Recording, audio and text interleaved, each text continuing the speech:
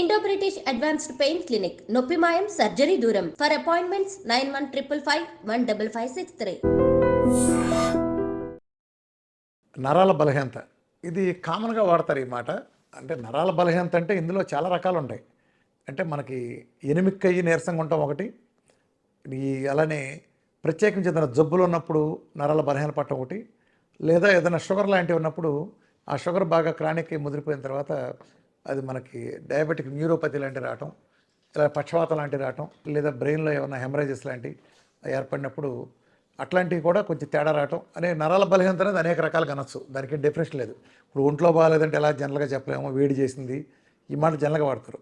కానీ స్పెసిఫిక్గా తీసుకుంటే నరాలు వీక్ అయినాయి అంటే దానికి చాలా కారణాలు ఉంటాయి. మెయిన్ కారణం న్యూట్రిషన్ లోపమే ఉంటుంది. అంటే మంచి ఫుడ్డు ఇవ్వకపోవటమే కాకుండా చెత్త ఫుడ్ ఎదురివ్వటం, ఇది ఇంకా హాని. ఇప్పుడు జంక్ ఫుడ్ మనం మార్కెట్లో తినేదంతా ఇవాళ జొమాటోలో, స్విగ్గీలో, హోటల్ నుంచి తెప్పించుకుంటే ప్రపంచం అలవాటు పడిపోయింది. ఇది ప్రజల ఆరోగ్యాల మీద తీవ్ర ప్రభావం చూపిస్తుంది. ఏ హోటల్ ఆడు కూడా ఆ రోజు తెచ్చిన చికెన్ మనకు వండి మనకు పెట్టడు. ఆడు చాలా స్టాక్ ఒకేసారి పెద్ద స్టాక్ కొనుక్కొని దాన్ని ఏదో సాల్ట్ వేసి మ్యారినేట్ చేసి పడేసి డీప్ ఫ్రిడ్జ్లో పడేసి హీట్లో ఇస్తే ఏదైనా బాగున్నట్టు అది అలా జరుగుతుంది. కాబట్టి సో ఇలా చాలా తేడా వస్తుంది. అట్లానే పక్షవాతం లాంటి, పార్కిన్సన్స్ లాంటివి ఉంటాయి.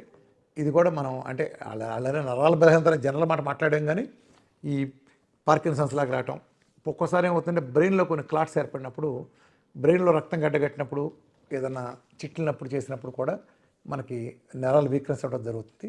నరాలకు సంబంధించి మెయిన్ సమస్య ఎక్కడ వస్తుందంటే, ప్రధాన సమస్య బ్రెయిన్ కాదు, బ్రెయిన్ అనుకుంటే బ్రెయిన్ కూడా కాదు, ఎక్కువ వెన్నులో మనకి ఎక్కువగా భాగంలో ఏం జరుగుతుందంటే, ముఖ్యంగా L4, L5 దగ్గర ఎక్కువ మందికి అంటే వెన్నంతా ఇబ్బంది పడినప్పటికీ, అంటే లోయర్ మనకి ఇక్కడ గుంటలాగా ఉండే చోట ఆ ప్లేస్లో ఎక్కువ రకరకాల కారణాల మూలన అక్కడ డిస్క్ బల్జ్ రావటం కానీ, అంటే డిస్క్ మధ్యలో మనకి ఒక వెన్నెముక మధ్యలో ఉండే దీని చోట కుషన్లాగా ఉండే ప్లేస్లో ఐదర్ డిస్క్ బల్జ్ అవ్వటం కానీ, అది ప్రొట్యూషన్ ఇంకేదన్నా చొచ్చుకొని రావటం కానీ, అక్కడ బోన్ పెరగటం కానీ బై ఫోర్స్ కానీ, లేకపోతే ఈ డీహైడ్రేషన్ లాంటి కారణాలు, అంటే మనకు వాటర్ తాగే అలవాటు చాలా తక్కువ ఉంటుంది.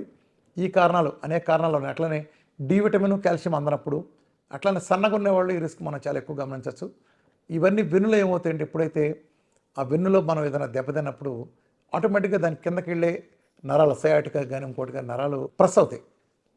ఆ ప్రెస్ అయినప్పుడు మనం కాలంతా లాగేస్తుంది, లేదా చెయ్యంతా లాగేస్తుంది, లేదా పలానా పార్ట్ అంతా నిప్పుట్టింది అంటాం. దానికి కారణం వెన్నులో ఉంటుంది ఎక్కువ. సో మన వెన్నును స్ట్రెంగ్తన్ చేయడానికి అట్లనే ఇది ఎక్కువ మంది ఎవరికి వస్తుందంటే, సాఫ్ట్వేర్లో అలా కూర్చుని లేదా ఆఫీసులో పనిచేసేవాళ్ళు ఒకే కుర్చీలో కదలకుండా కూర్చుని పోజర్లో ఉన్న వాళ్ళు కూడా వస్తుంది. దీని సొల్యూషన్ ఏంటంటే, వెన్ను నొప్పి ఉన్నాళ్ళు నిదానంగా కొన్ని వెన్ను ఎక్సర్సైజ్ చేయాలి. వీళ్ళు రెగ్యులర్ ఎక్సర్సైజ్లు మాట పక్కన పెడితే, అది చేశారు చెప్పారు టైం ఉన్నా లేకపోయినా ప్రతిరోజు చేతులు ఇలా పైకి పెట్టి, యోగాలో మనం బేసిక్స్ చేస్తాం కదా, చిన్నప్పుడు మనం డ్రిల్ చేసినప్పుడు స్కూల్లో చదువుకున్నప్పుడు డ్రిల్ మాస్టర్ చేయించే బేసిక్ ఎక్సర్సైజ్లు, చేతులు రెండు పైకి పెట్టి కాళ్ళు దగ్గర పెట్టి ఒంగును మన కాళ్ళని అంటుకుండా ట్రై చేయడం, స్లోగా ఈ ప్రాసెస్ అంతా చాలా నిదానంగా జరగాలి. ఎక్కడ మీరు స్పీడ్ వాడకూడదు. పక్కకు స్ట్రెచ్ అవ్వటం, బోన్ అలా చేయాలి.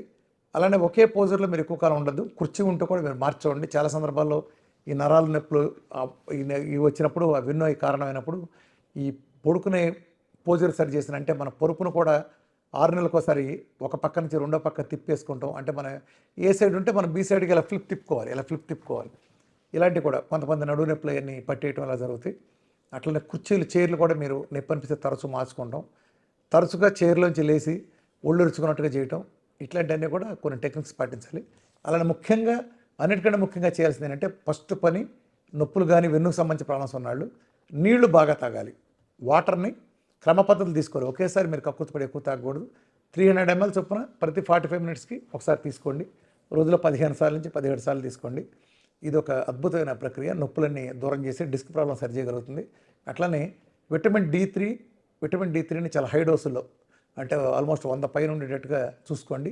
కాల్షియం కూడా ఆహారం ద్వారా న్యాచురల్గా అందేటట్టు ఎక్కువగా ప్రిఫరెన్స్ ఇవ్వండి.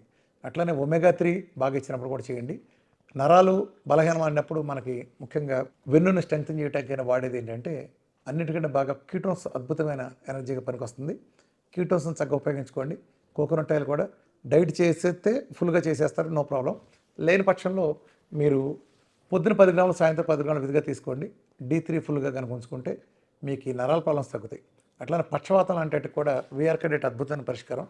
అనేక మంది మన రికవరీ అయిన కేసెస్ మనం గమనించవచ్చు. ఎందుకంటే ఎప్పుడైతే దానికి మూల కారణమైన డయాబెటీస్ అనేది శరీరంలోంచి పోయిందో, మన డైట్ వల్ల డయాబెటీస్ 100% పోతుంది కాబట్టి ఆ డయాబెటిక్ న్యూరోపతి కూడా పోతుంది. సో డైట్లో కొత్త స్టెమ్ సెల్ థెరపీ జరుగుతుంది కొంచెం బాగా ఆహారం తీసుకోవడం ద్వారా. అంటే కొత్త సెల్స్ రీజనరేట్ అయ్యి, మొన్న మధ్య మీరు చూసుంటారు ఒక పాపకి మెలకన్ తగ్గింది. 1 మంత్లో మెలకన్ పోయిందంటే వెనకమాల న్యూరో మనకి ఆ నరాలు ఉంటాయి కదా, అవి కొత్త రక్తనాళాలు సృష్టించబడటం ద్వారా అంటే స్టెమ్ సెల్ థెరపీలో జరిగింది. అట్లానే గ్యాంగ్రీన్లో మన పూడిపోయిన కాళ్ళు కొత్త కండ వచ్చేసిన, ఆ బ్లాక్ కలర్ పోయి కనీసం కొత్తది వచ్చిన, సురాసిస్ లాంటి వాటిల్లో పాతది కుళ్ళిపోయిన చర్మం లాంటి ఉండేది కొత్తది వచ్చిన స్టెమ్ సెల్ థెరపీ జరుగుతుంది విఆర్కే డైట్లో. అలానే నరాలు కూడా రక్తనాళాలు సరిగ్గా వస్తాయి. మీరు గ్యాంగ్రీన్ కేసులో కూడా బ్లాక్ కలర్ బొగ్గులా మాడిపోయినాయి మనకి మామూలుగా వర్షం సరి చేయొచ్చు. దీన్ని మన కలర్ డాప్లర్ లాంటివి చూసుకున్నప్పుడు మనకు తెలుస్తుంది. కాళ్ళల్లో కూడా కొన్ని రక్తనాళాలు గడ్డగట్టినప్పుడు ఆ కాళ్ళు నల్లబడిపోవటం, తొందరలో బాగా నల్లబడిపోయి ఉబ్బిపోవటం లాంటివి జరుగుతాయి. దీనికి పరిష్కారం లేదనుకుంటారు, అంత సీన్ లేదు, దానికి వేరే ఏ మందులు వాడవసరం లేదు. విఆర్కే డైట్ చేస్తే ఆ రక్తనాళాల్లో బ్లాకులన్నీ తొలగిపోతాయి. దాని ద్వారా మెయిన్ షుగర్ బీపీలన్నీ పోతాయి కాబట్టి, మన డైట్లో ఎలాగో షుగర్ బీపీ థైరాయిడ్ లాంటివన్నీ పోతాయి కాబట్టి, అలా మందులన్నీ దూరం అయిన తర్వాత ఆ క్లాట్స్ కూడా చక్కగా కరిగిపోయి ఆ కాలు మామూలుగా రావటం కొన్ని లక్షల మందిలో మరి జరగటం ఇది ఉంది. మెయిన్ న్యూరలాజికల్ ప్రాబ్లమ్స్ అన్నీ కారణం ఏంటంటే ప్రధానంగా షుగర్లోను బీపీలోను ఎక్కువగా వస్తాయి. నరాలు చిట్లిపోయే సమస్యలు లాంటి హై బీపీల్లో వస్తాయి.